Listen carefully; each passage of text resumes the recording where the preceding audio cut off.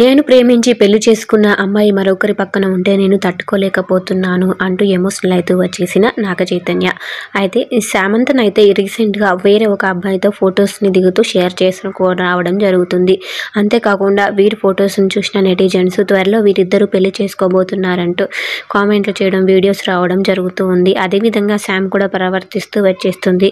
ఇక ఇదంతా చూసిన నాగ చైతన్య అయితే తట్టుకోలేక, నేను ప్రేమించి ఎంతో ఇష్టంగా అంగరంగ వైభవంగా పెళ్లి చేసుకున్నాను తనని ఎంతో ఇష్టంతో, అలాంటి అమ్మాయి ఇప్పుడు వేరే ఒకరితో ఉండడం, నేను వేరే ఒకరి పక్కన ఉండడం, వారిని పెళ్లి చేసుకోపోవడం నేను చూసి తట్టుకోలేకపోతున్నా అంటూ నాగ చైతన్య అయితే ఫీల్ అవుతూ వచ్చేస్తూ ఉన్నారు. అయితే వీరిద్దరు ప్రేమ పెళ్లి చేసుకున్న తర్వాత, ఇద్దరు విడిపోవాలి అనుకున్న తర్వాత నేను చాలాసార్లు సమంతకు చెప్పి చూశాను. ఇక ఎంతకి తను నా మాట వినలేదు, నా దగ్గరికి రాలేదు. మాకు డైవర్స్ అయిన తర్వాత కూడా కొన్ని డిస్కషన్స్ అయితే జరిగాయి, కానీ తను నా దగ్గరికి రావడానికి ఒప్పుకోలేదు. ఇంకా ఏం చేస్తాను, ఎన్ని రోజులని నేను ఒంటరిగా ఉంటాను, ఇక అందుకోసమే నేను శోభితాను పెళ్లి చేసుకున్నాను అంటూ నాగ చైతన్య చెప్పారు.